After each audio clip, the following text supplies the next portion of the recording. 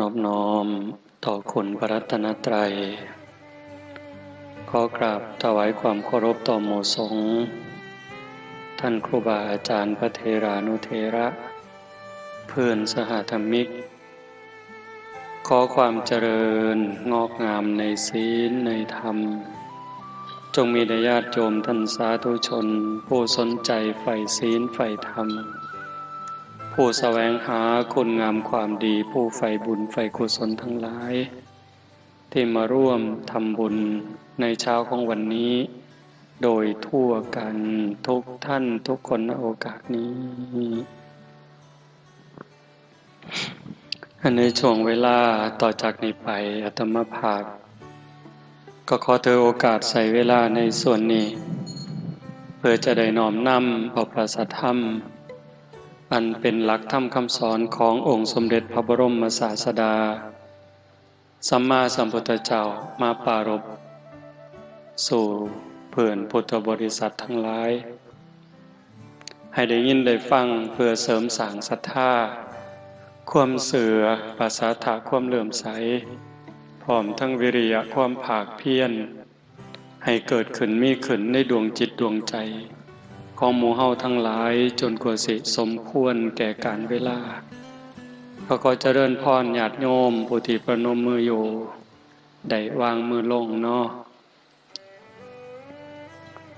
นั่งในท่าที่มันสำบายกายน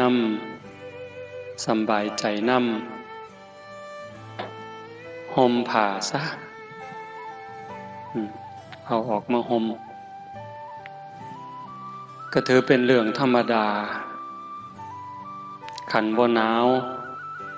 เฮาก็ว่าฝนสิบ่ดี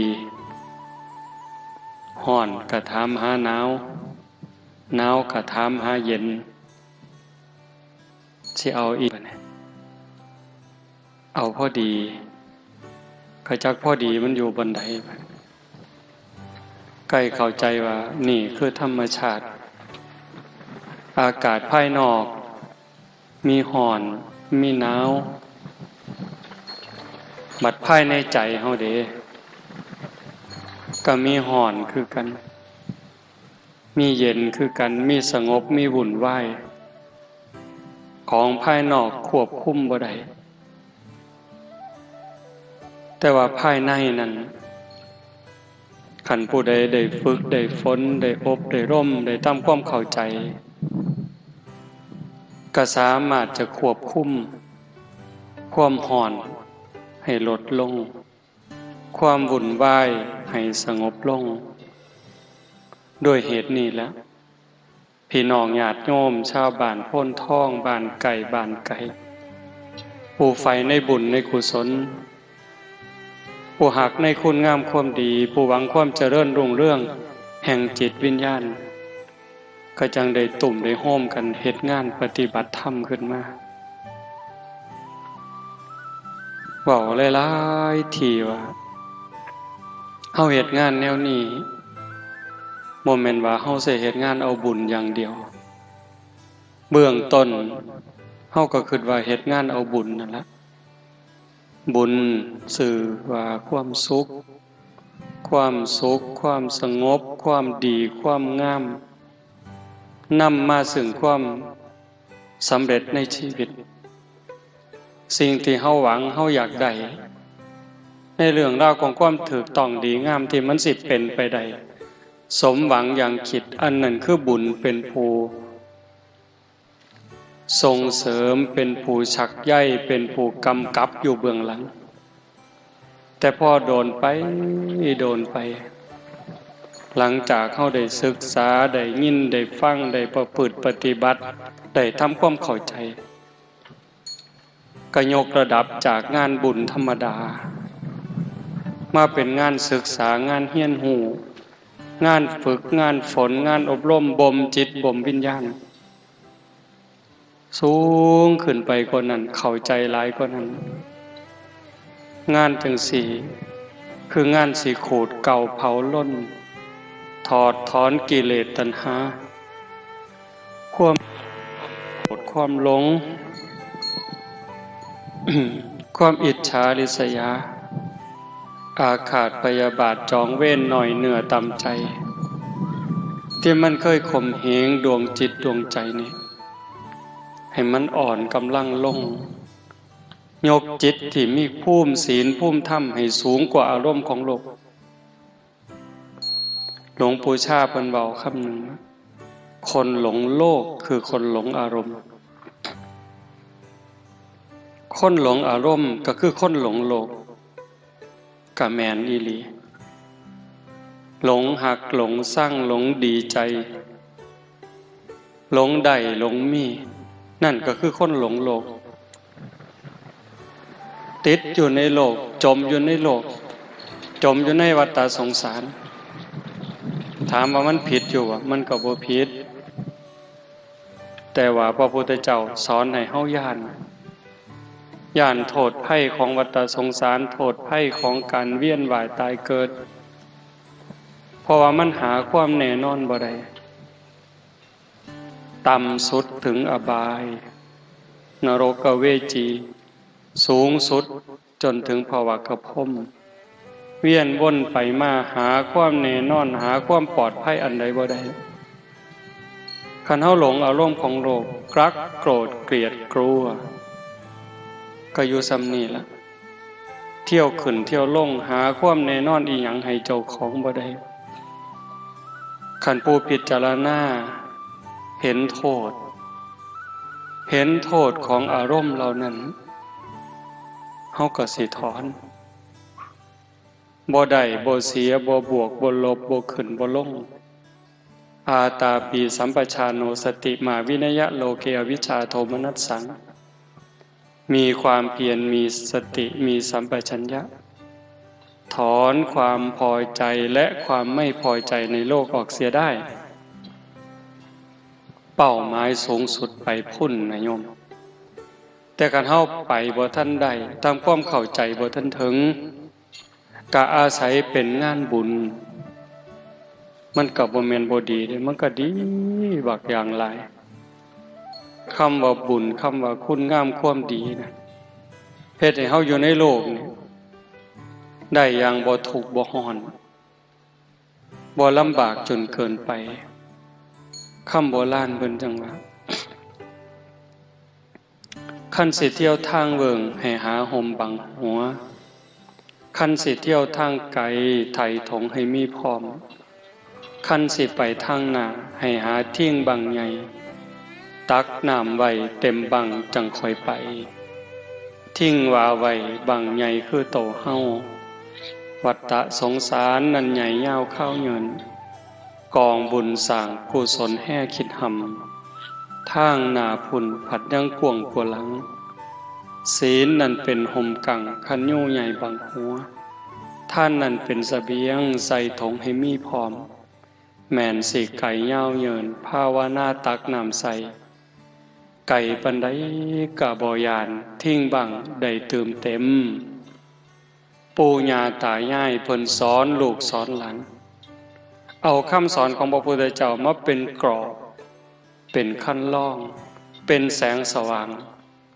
หากเขายังหักการเวียนว่ายตายเกิดถึงว่าบ่ได้หักแต่มันสลัดบ่ออกมันไปบ่รอดพอมันถอดถอนกิเลสตัณหาออกบ่ได้ก็ขอให้อาศัยคุณงามความดีคันยังสิต้องเกิดต้องตายก็ขออาศัยบุญกุศลขั้นสิเที่ยวทางเวิงว่างกว้างไกลคือธงกุลากันแต่สมัยก่อนเพิ่นเอิ้นธงกุลาเอิ้นธงปูปาหลานตามาก็ได้ยินผู้เฒ่าเพิ่นเว้าบัดได้มาเห็นจังซี่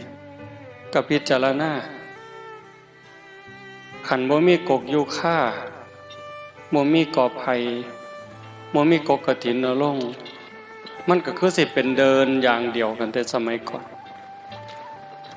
คันเฮาสิเที่ยวทางเวิงว่างทางเดินกว้างไกลแบบนั้นบ่มีต้นไม้กลางทะเลทรายแต่ว่าเฮาต้องย่างเพื่อให้มันขวมจากฝากนี้ไปสู่ฝากนั้นมันสิร้อนปานใดมันสิทรมานปานใด อาจสิตายกลางทางก็ได้แต่ว่าการเตรียมตัวการเตรียมเนื้อเตรียมตัวสำหรับการสิเดินทางข้ามทะเลทรายข้ามทินที่เวิ้งว่างบ่มีต้นไม้บ่ฮู้ว่ามื้อใดสิก้าวข้ามสิผ่านพ้นไปได้การเตรียมตัวก็ต้องมีเทิงคันห่มคันยู่เทิงห่อข้าวเทิงห่อน้ำแดดร้อนมากก็กั่งคันห่มขึ้นฝนตกมากก็กั่งคันห่มกันแดดกันฝนกันคันห่มกลางแดดร้อนบ่โยมร้อนคือกันแต่มันบ่ร้อนแห้งเพราะมันมีสิ่งกั้นสิ่งบรรเทาผ่อนหนักให้เป็นเบาฝนตกเปียกบ่กังขนมเปียกคือเก่าแต่มันบ่เปียกแห้งละอองฝนตัวมันสาดตัวมันปิวเข้ามาก็เปียกผ้าเปียกแพร่เปียกเนื้อเปียกตัวได้แต่ก็บ่โชกไปคือกับตากฝนโดยตรงนั่นคือมีคันห่มคันยู่กันห่อข้าวห่อน้ำล่ะ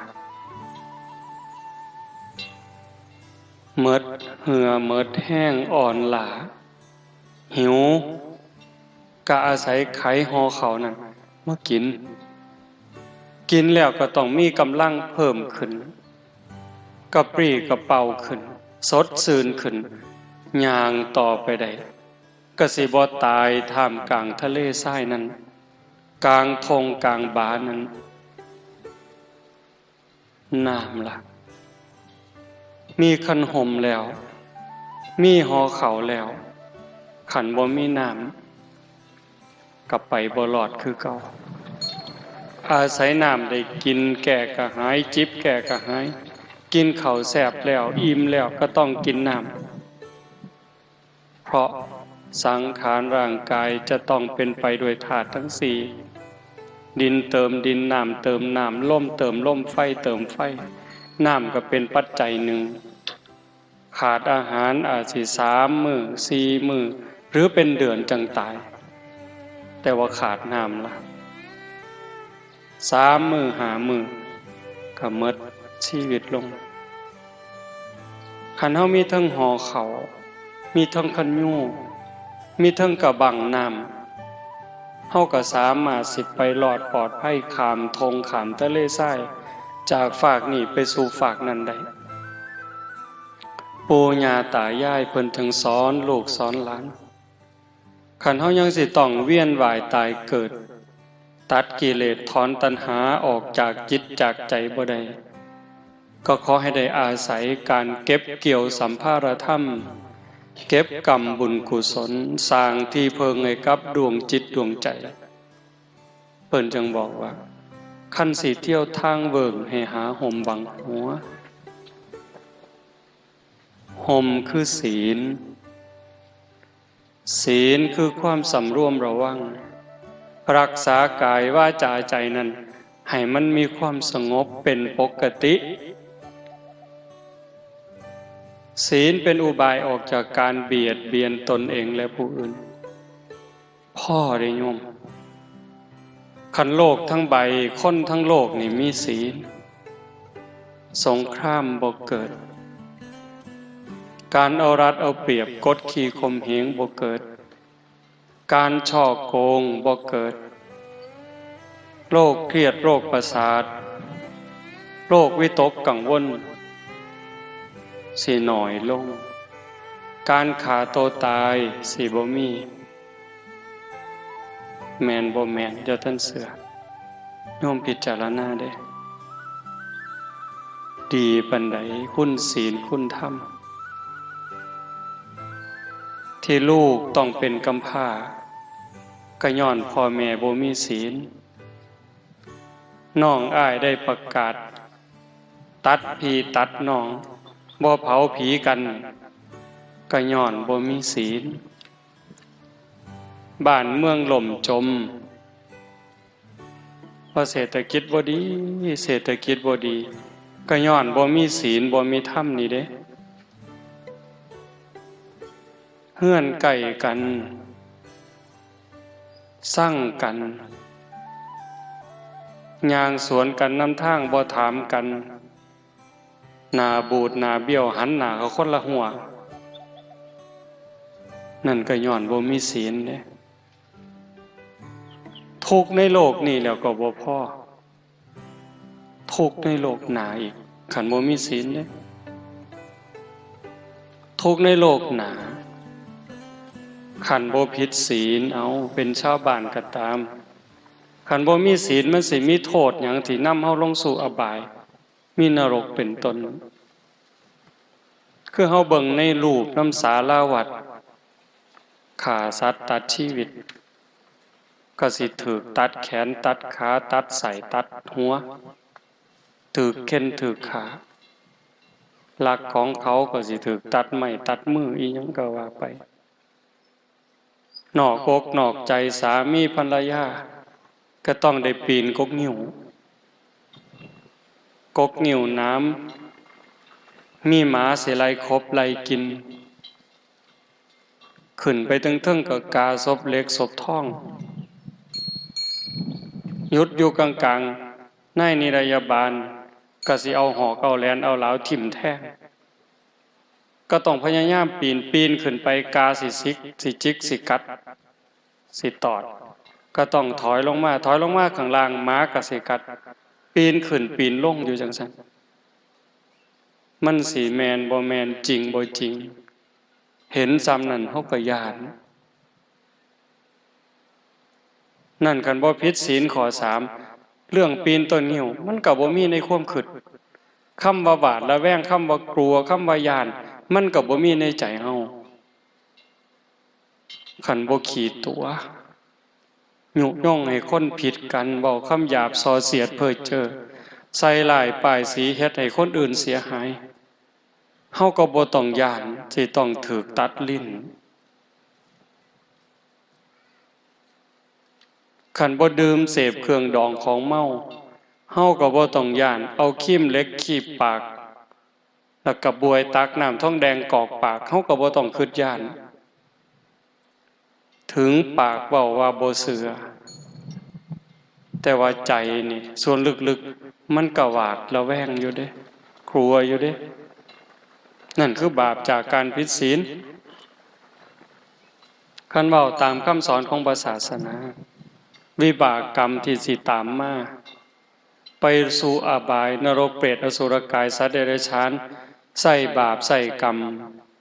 สมควรแล้วเบาบางแล้วหมดเวลาแล้วกลับมาเกิดเป็นคนใหม่ถ้าหากเบียดเบียนสัตว์รังแกสัตว์ก็สิกลายเป็นคนพิกลพิการแข่งบ่ล่าขาบ่เกิงมือขาดขาขาดหูหนวกตาบอดตั้งแต่เกิดบางเถื่อก็บ่ตั้งแต่เกิดใหญ่มาสำนึงก็เกิดอุบัติเหตุต้องกลายเป็นคนพิกลพิการนั่นคือบาปผิดศีลเนี่ยลักเขาป่นเขาจี้เขาโกงเขาคอร์รัปชันโกงกินก็กลายเป็นคนจนโกงได้เป็นร้อยล้านพันล้านหมื่นล้านแสนล้านแต่ก็อยู่บ่เป็นสุขอยู่คือกับนอนไฟลูกก็บ่ดีคนรอบข้างก็บ่ดีบัดสุดท้ายขันกรรมมันตามท่านบุญเก่าสร้างไว้บ่หลายแน่ภพชาติปัจจุบันก่อนตายก็ต้องเป็นคนล่มละลายหมดมือหมดตีนดีบ่ดีถูกจับยัดใส่คุกใส่ตารางตายคาคุกเห็นบ่ของเล่นซะบ่ผิดศีลผิดธรรมคันผิดศีลข้อ3นอกอกนอกใจสามีภรรยาอาจสิว่ามวลอาจจะว่าเจ้าของคักแต่ว่ามันต้องลบต้องซ่อนบางเทื่อก็อายคนบางเทื่อก็ขายหนาค่ำกระแทกแดกดันจากคนอยู่ไก่อยู่เคียงมันต้องมีอันใดอันหนึ่งทิ่มแท่งความรู้สึกอยู่หั่นล่ะหาความสุขที่แท้จริงบ่ได้ดีบ่ดีบัดหมดสภาพ ลูกเก่าเมียเก่าหอนเมียใหม่ผัวใหม่อาจสิฆ่ากันตายก็ได้ย้อนหึงย้อนหวงย้อนความบ่พอใจในโลกปัจจุบันเนี่ยชีวิตปัจจุบันอาจสิต้องถือเข็นถือขาสารพัดแต่สิเป็นดอกข้อสี่คือกันเด้คันผิดศีลผิดธรรมโดยคำปากคำเว้าถูกฟ้องล้มละลายย้อนเว้าดูถูกเขาข้อหาหมิ่นประมาทดีบ่ดีก็ถือเขาฆ่าตายย้อนเว้าครับเว้าบ่เป็นศีลบ่เป็นธรรมขัดจิตขัดใจกันเห็นบ่ย้อนดื่มเสพเครื่องดองของเมาก็จังเกิดอุบัติเหตุเจ้าของเจ็บเองป่วยเองพิการเองดีบ่ดีก็ถึงตาย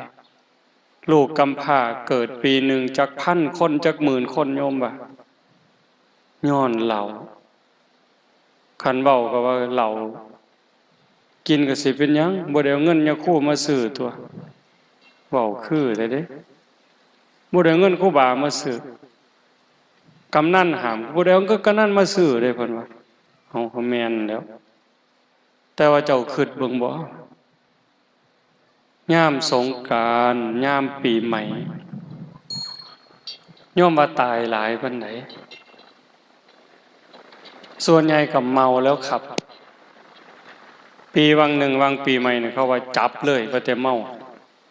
ยึดรถไปพร้อมด่าเขาอีกต่างหากเด้เพิ่นย้านเพิ่นบ่เฮ็ดผิดศีลย้านบ่บาปคักโยมคิดว่าลูกกำพร้าย้อนจากพ่อแม่เมาแล้วขับรถไปเกิดอุบัติเหตุปีหนึ่งมันจักพันจักหมื่นคนพิการย้อนอุบัติเหตุจากการดื่มกินเครื่องดองของเมาตายก็มีพิการก็มีลูกกำพร้าเกิดขึ้นปีหนึ่งเท่าใดทรัพย์สินสมบัติลดล่ามาสร้างคิดเป็นค่าเสียหายปีหนึ่งจักแสนล้าน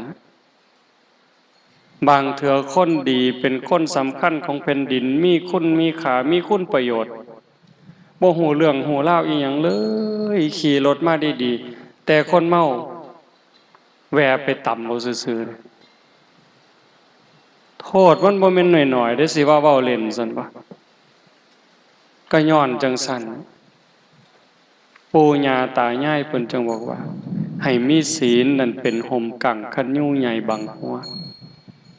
การเฮามีศีลเป็นที่รักประพฤติตามศีลปฏิบัติตามธรรมอยู่ในโลกนี้โทษทุกอย่างเว้ามาก็สิบ่เกิดคันถ้าทุกคนในโลกมีศีลทุกอย่างว่ามาสิบ่มีจากการพิกลพิการยากจนลำบากนอกอกนอกใจสามีภรรยาต้องลบต้องซ่อนต้องขายหน้าขายตาลูกไปทางแม่ไปทางพ่อไปทางปัญหาของสังคมก็สิลดลงเห็นอยู่ตัวการแตกร้าวสามัคคียุยงให้เป็นฝักเป็นฝ่ายคือประเทศไทยวาง 3-4-5 ปีที่ผ่านมามันก็สิบ่เกิดคันเว้าแต่ความจริงใจมีแต่ความปรารถนาดีต่อกันบ่ใส่ร้ายบ่ป้ายสีความหักความแพงมันหักดีเอาแท้แต่ว่าเนื่องจากบ่มีศีลเห็นแก่ประโยชน์ส่วนตัวแก่หมู่แก่พวกแก่พ้องก็เลยทำลายศีลทำลายธรรมสีเลนะสุขติงยันติความสุขสงบร่มเย็นเลยบ่เกิดสีเลนะโภคสัมปทาทรัพย์สมบัติโภคะเลยบ่มีหมดโลกนี่เถียงที่ละเถียงพระพุทธเจ้าเถียงที่ละเถียงพระธรรมครอบผู้ใดก็ว่าผู้ใดคักผู้ใดก็ว่าผู้ใดแน่บ่งึดบ่งอกันสุดท้ายก็ว่าเดือดร้อนทั้งโลกเห็นบ่เพิ่นจังสอนให้มีศีลมีธรรมเป็นเครื่องป้องกันภัยบุญเป็นเครื่องชำระบาปศีลนี่ป้องกันบ่ให้มีบาปล้างบาปป้องกันบาปเกิดมาชาติใหม่ก็สวยก็งามรูปร่างดีสวดทรงดีผิวพรรณดี สติปัญญาเฉลียวฉลาดทุกสิ่งทุกอย่างศีลเป็นเครื่องดลบันดาลเป็นเหตุเป็นปัจจัยให้สิ่งเหล่านั้นมันเกิดมันมีร่างกายดีสวดทรงดีโรคภัยไข้เจ็บหน่อยอายุยืนเห็นบ่ศีลนั่นเป็นห่มกั่งคันยู่ใหญ่บังหัวสิเกิดอีกจักภพจักชาติก็สิเป็นหยังคันเฮามีศีลมีธรรมได้สร้างบุญเอาไว้เกิดมาชาติใดก็งามขึ้นกว่าเก่าดีขึ้นกว่าเก่าสุขภาพแข็งแรงกว่าเก่าเพราะว่ามีห่มกั่งคือเฮาย่างผ่านแดดผ่านเดินผ่านทะเลทรายมีคันห่มกันแดดอยู่แต่มันก็ผ่อนหนักเป็นเบาเกิดมามันถูกอยู่คนงามก็ถูกคนรวยก็ถูกแม่นบ่ทุกข์แบบเขาเอิ้นว่าทุกข์แต่ว่าทุกข์ประจำสังขารล่ะก็คือมื้อนี้หนาวนี่ผู้ใดม่วนบัดเอาคนงามก็หนาวคือกันเนาะคนสุขภาพแข็งแรงก็หนาวคือกันอยู่ยากคือกันสิว่าจังได๋บ่แม่นสิหนาวแต่คนขี้ร้ายเด้คือกันหมดเธอสิได้อยู่แต่ได้กินแต่ละมื้อโยมบ่ง่ายซั่นบ่โดยเฉพาะโยมไม่ออกหนาวปานใดก็ต้องตื่นมาหนาวปานใดก็ต้องเอามือเช้าเข้ามาใส่หวดได้เจ้าโอ้ยมันหนาวบ่เอามือเช้าดอกสิว่าซั่นบ่มันสิบ่ล้างหน้าพุ่นบ่หนาวก็ต้องเอามือจุ่มน้ำล้างหน้าคือเก่าต้องล้างหน้าแปรงฟันเข้าห้องน้ำห้องท่าเฮ็ดอยู่เฮ็ดกินเลี้ยงลูกเลี้ยงผัวแม่นสิดีปานใดงดงามปานใดก็ต้องเฮ็ดนั่นมันคือการบริหารชีวิตเกิดมาแล้วมันสิดีสิงามก็ต้องเจ็บต้องไข้ต้องพัดภาคจากสิ่งหักสิ่งแพงบางเรื่องบางอย่างประสบกับสิ่งที่เฮาบ่พอใจในบางเรื่องบางอย่างเฮามีความหวังมีความปรารถนาเกิดขึ้นหวังปรับความผิดหวังก็รอคอยอยากปรับทุกข์ก็เกิดเห็นบ่แต่ว่ามันก็ดีกว่าคนที่เกิดมาทุกข์เกิดมาลำบากพิกลพิการโรคภัยไข้เจ็บรุมเร้าจังว่ามันหนีบ่พ้นมันต้องเวียนว่ายตายเกิดปู่ย่าตายายเพิ่นจังสอนศีลนั่นเป็นห่มกั่งคันยู่ใหญ่บังหัวท่านนั่นเป็นเสบียงใส่ถุงให้มีพร้อมเสบียงคือภาระสัมภาระห่อข้าวห่อน้ำสำหรับการเดินทางมันสิย่างผ่านแดดผ่านเดินผ่านทะเลทรายอันเบิ่งว่างแต่คันเฮามีห่อข้าวอ่อนล้าอ่อนแห้งนั่งลงไขห่อข้าวกินก็มีเหือมีแห้งไปได้คนที่ทำบุญให้ทานหูจักแบ่งหูจักปันให้ปรับก็มีความสุขได้แม่นบ่แม่นโยมก็หูได้ใส่บาตรหน้าบ้านหน้าเฮือนได้ใส่ข้าวเปาเข้าในดอกซื่อๆก็สำบายใจคุณธรรมข้อนี้มันเกิดนี่คนบางคนบ่ได้ให้ทานนี่อยู่บ่เป็นเด้บ่ได้ใส่บาตรบ่ได้จังหันคือมันขาดอันใดอันหนึ่งชีวิตเป็นบ่สมบูรณ์ในมื้อนั้นคันแม่นได้ให้ได้แบ่งได้ปันแล้วสำบายใจเป็นจังสันอีหลีในปัจจุบันมันก็ส่งผลจังซี่แต่คันเว้าถึงการเวียนว่ายผู้ใดให้ทานอานิสงส์ของการให้ทานสิเฮ็ดให้เป็นผู้ร่ำผู้รวยมีโภคทรัพย์มีสมบัติคนพาลไม่ให้ทานเพราะกลัวยากจนนักปราชญ์บัณฑิตเพิ่นเว้าคนพาลคือคนโง่คนหลงคนไม่เข้าใจ บ่ยอมให้ทานบ่ยอมแบ่งปันย้อนย่านเจ้าของทุกข์ย่านเจ้าของหมดย่านเจ้าของบ่มีคนพาลไม่ให้ทานเพราะกลัวยากจนแต่บัณฑิตชนกลัวยากจนจึงขนขวายในการให้ทานบัณฑิตคือผู้หูผู้มีปัญญาย่านเจ้าของทุกข์เจ้าของยากบ่มีอยู่บ่มีกินกะจังพากันเฮ็ดบุญให้ท่านคือญาติโยมทั้งหลายเนี่ยเฮามาทำบุญนี่บ่แม่นย่านพ่อแม่บ่ได้กินได้บ่แม่นย่านพระบ่ได้ฉันจังหันเด้เฮามาเฮ็ดให้เจ้าของเฮ็ดปั๊บสบายใจปั๊บมีความสุขใจปั๊บยังอ่านไปข้างหน้าชาติหน้าภพหน้าเกิดชาติใหม่สิได้มีอยู่มีกินสิบ่ทุกข์บ่ยากเคยได้ยินอยู่ตัวพระอนุรุทธะไปเล่นล่งขนมกันแบบเล็กน้อยขนมแสบๆไปเล่นมาได้ก็สู่หมู่บ่ได้ก็ต้องเอาขนมให้หมู่บ่ได้กินแล้วว่าขนมมันแสบมันเจ้าของได้ซิมเบิ่งก็เลยมาขอแม่ต่อว่าแม่ขอกินขนมก็ย้อนจังสัน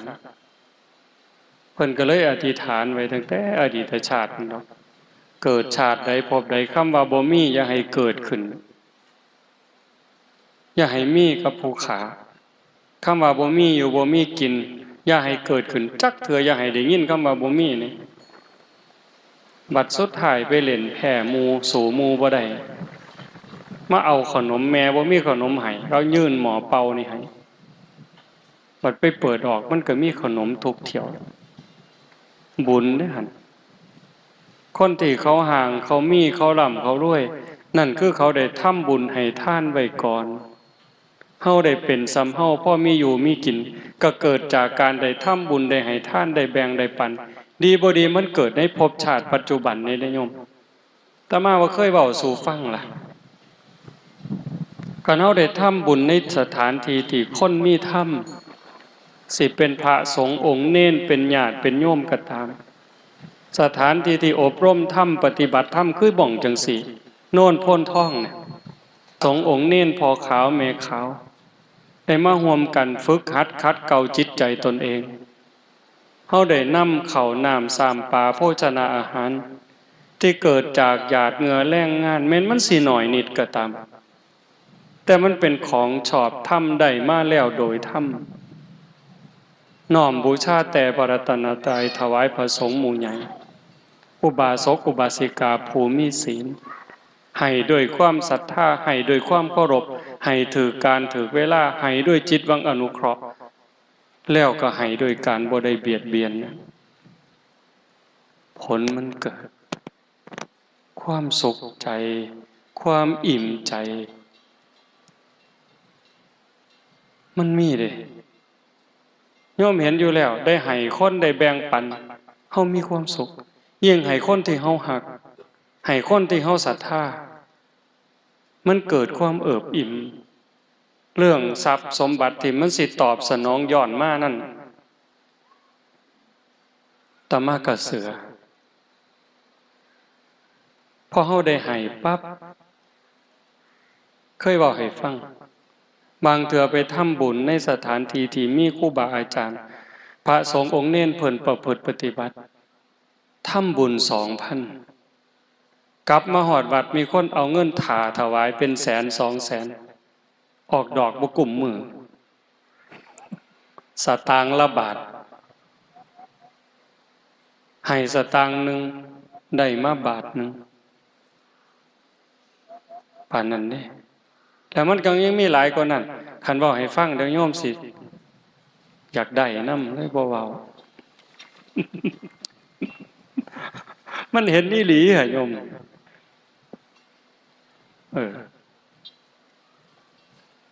คันเฮามีจังสั่นก็คือเฮามีหอเข้าในการเดินทางเกิดจักภพจักชาติก็บ่ทุกข์บ่ยากอยากได้หยังก็ได้อยากมีหยังก็มีเฮือนอยู่พออาศัยมีรถลามาสร้างการเดินทางก็บ่ลำบากอยากหยังก็ได้กินเหลียวลงหน้าก็มีหน้าเจ้าของเลี้ยวขึ้น โคกก็มีไร่เจ้าของมีสวนเจ้าของลูกก็ดีผัวก็ดีเมียก็ดีเกิดจากบุญทั้งหมด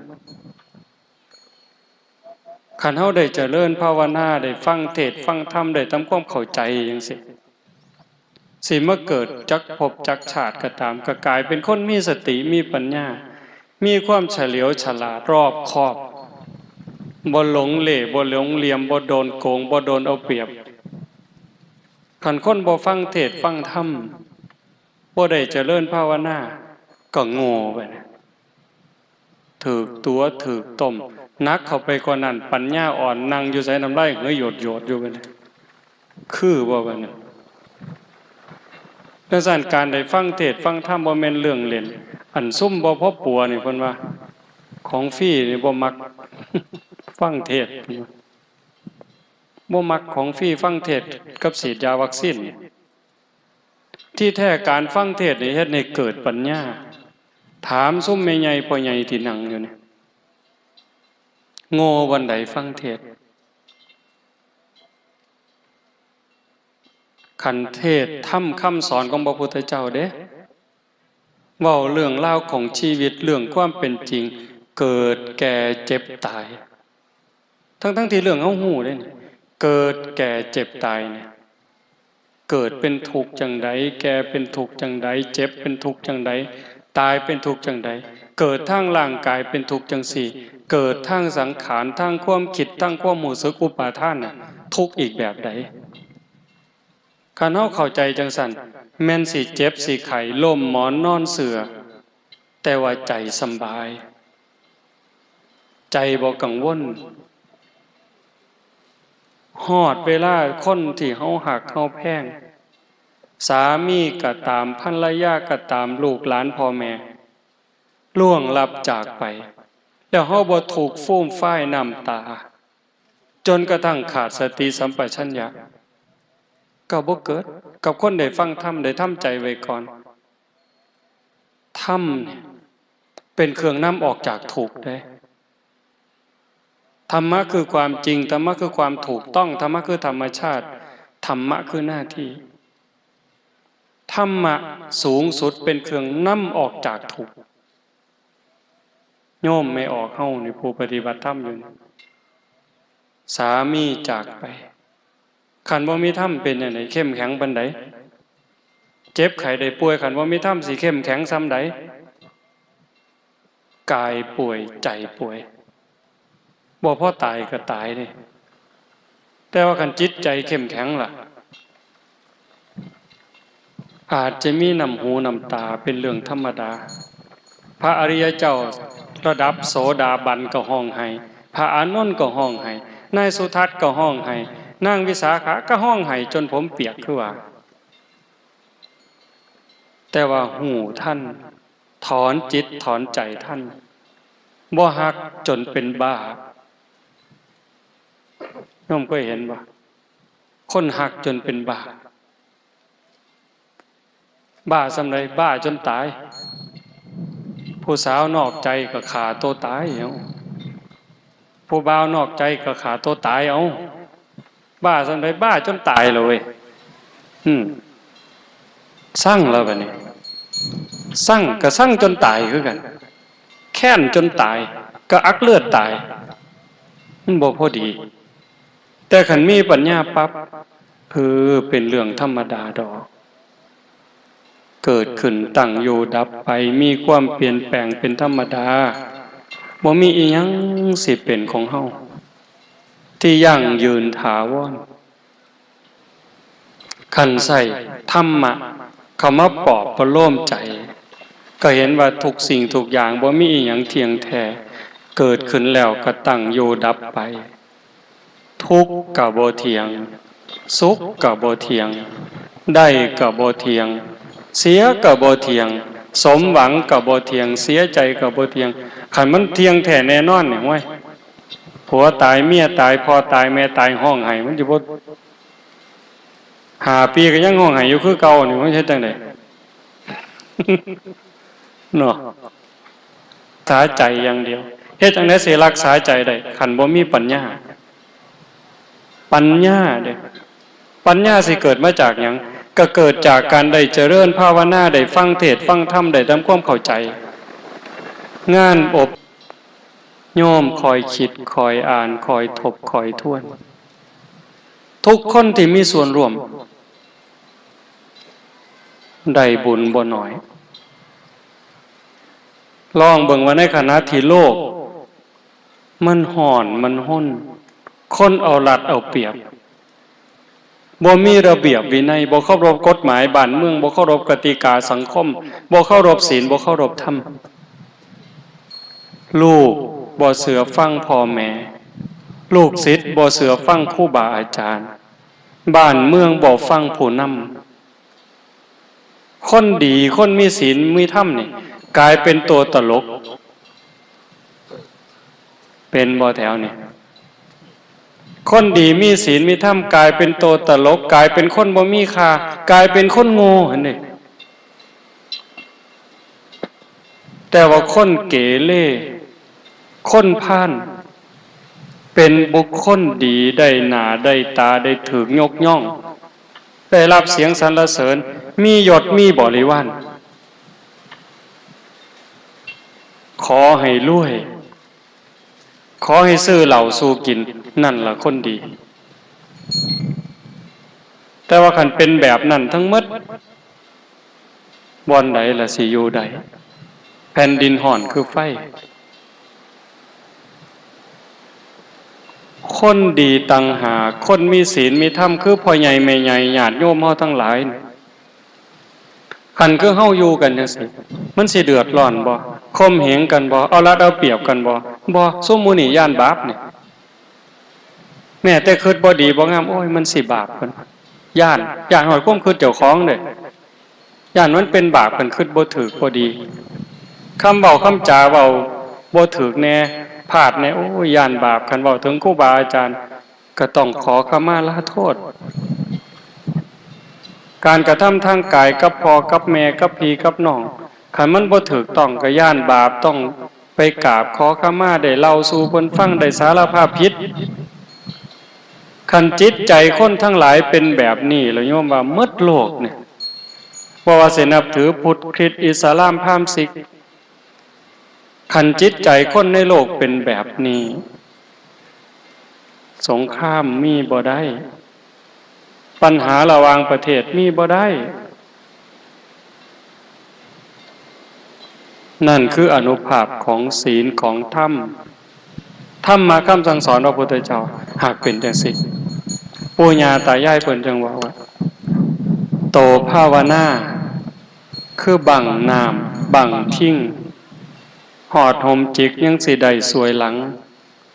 หอดห่มหั่งยังสิได้สวยหน้าหอดห่มว่ายังสิได้อาบกินได้จิบแก่กะหายขันคนมีปัญญาแม่นสิเกิดมามันสิทุกข์สิยากลำบากลำบนปานใดก็เอาตัวรอดแก้ปัญหาเฉพาะหน้าไปได้ปลดเปลื้องภาระของชีวิตไปได้งานศีลงานธรรมอาตมาจึงบอกว่า1ละเป็นงานบุญ2เป็นงานศึกษาหลักธรรมคำสอนของพระพุทธองค์ได้ทำความเข้าใจได้ฝึกหัดพัฒนาสูงสุดเป็นการยกระดับดวงจิตวิญญาณให้พ้นไปจากกองทุกข์กองกิเลสมันบ่แม่นเป็นอากาลิโกปฏิบัติได้ให้ผลได้ไม่จำกัดการ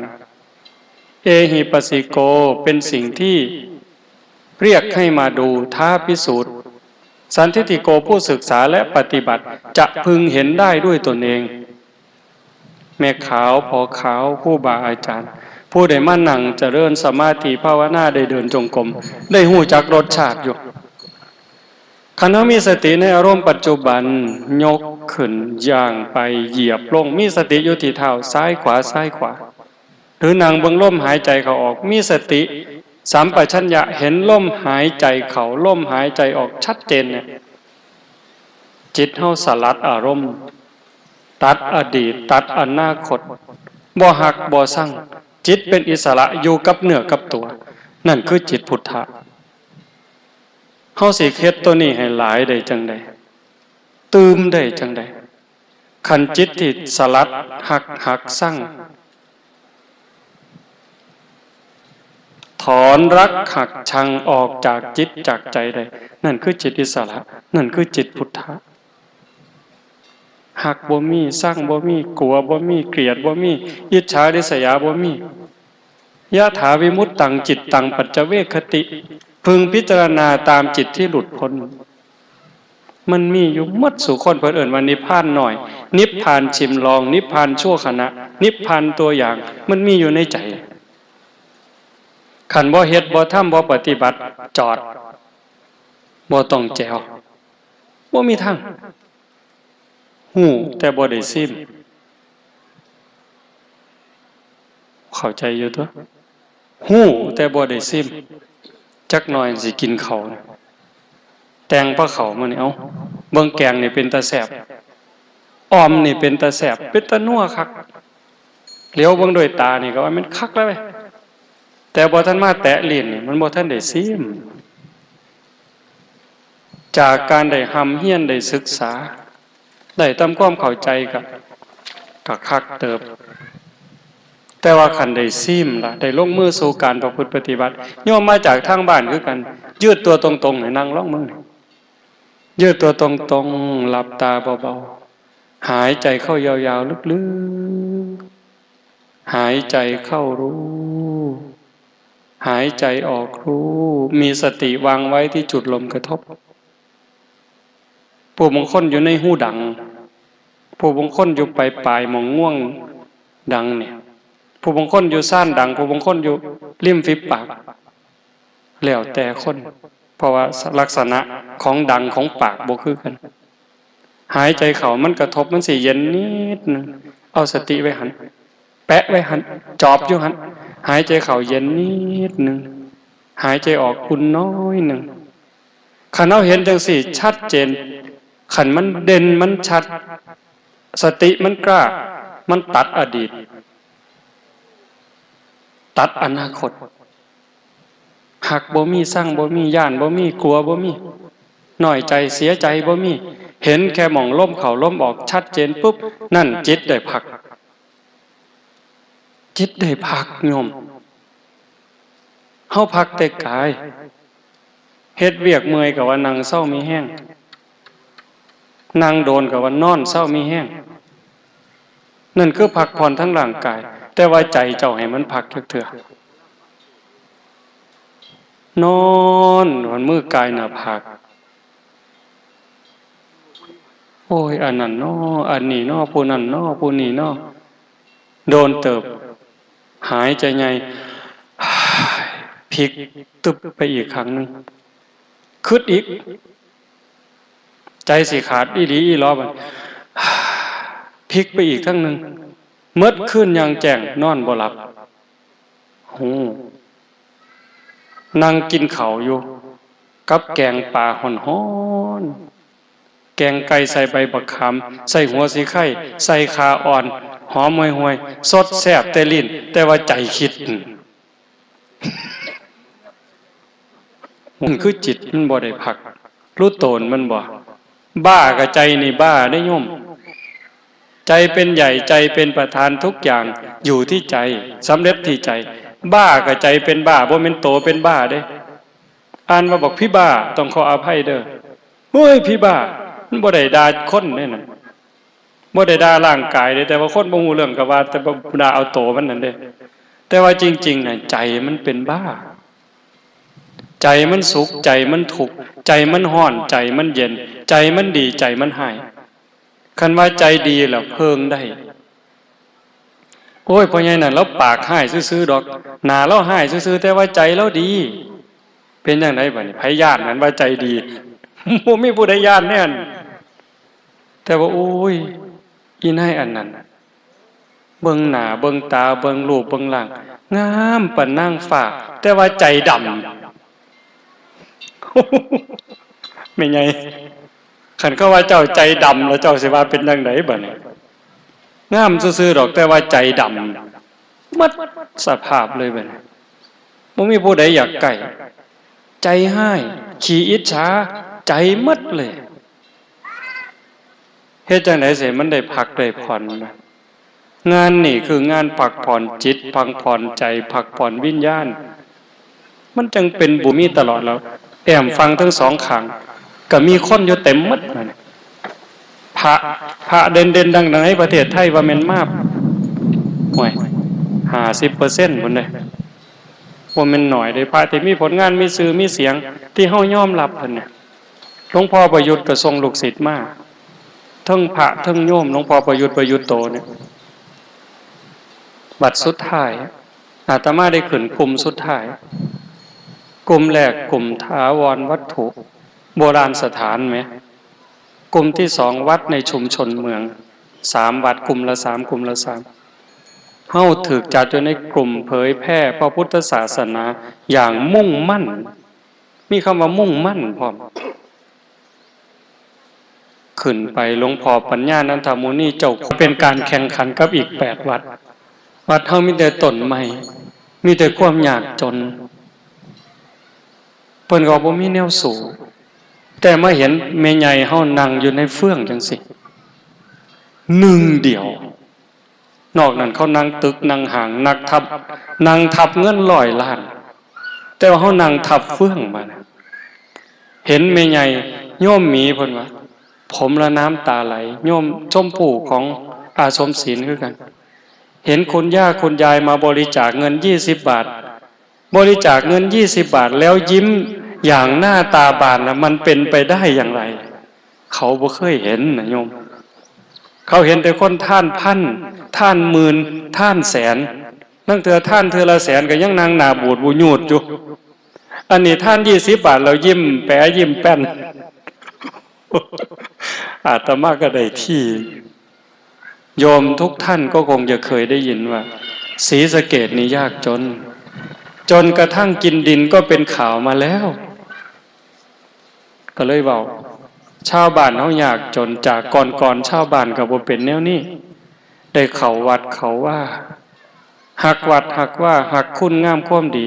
แต่มื้อนี้สิไปวัดก็ลำบากเป็นหยังหนี้สินรัดเขาหมู่เจ้ารวย100 ล้านก็ซื้อน้ำตาลโลละ10 กว่าบาทกับแม่ใหญ่ข่อยผู้เป็นหนี้นี่ล่ะซื้อราคาเดียวกันสบู่ราคาเดียวกันยาสีฟันราคาเดียวกันน้ำปลา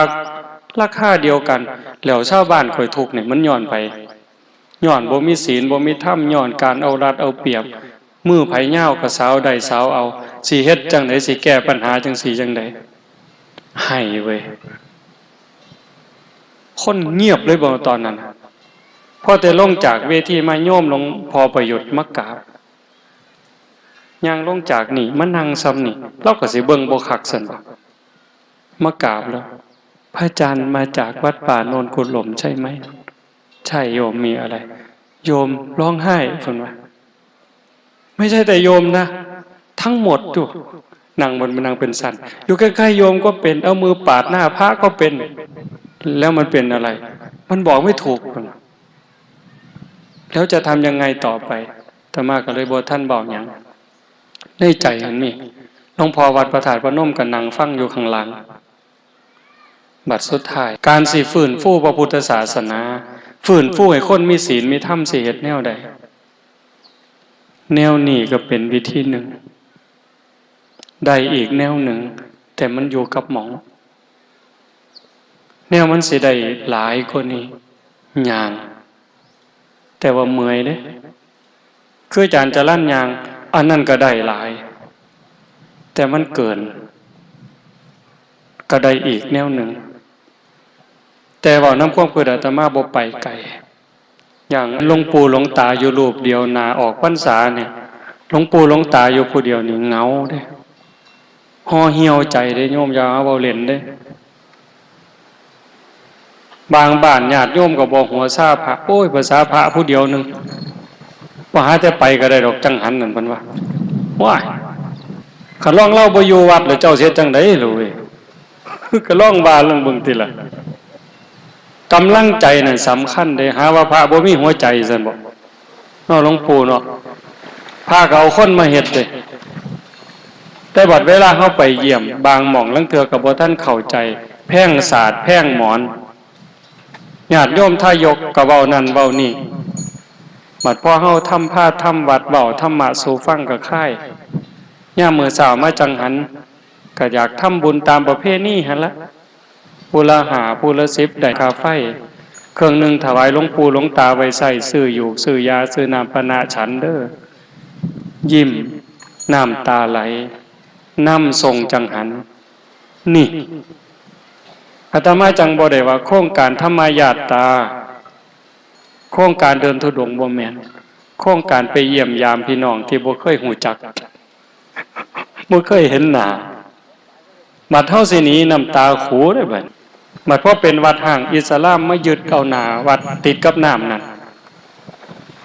กลายเป็นอิสลามไปครึ่งวัดมีเฮือนมีซ่านอยู่หั่นบัดคณะสงฆ์ไปพักคนก็เข้ามาดีใจได้มีความสุขโยมมีความรู้สึกเหมือนกับว่าเป็นวัดเดียวกันทั้งประเทศ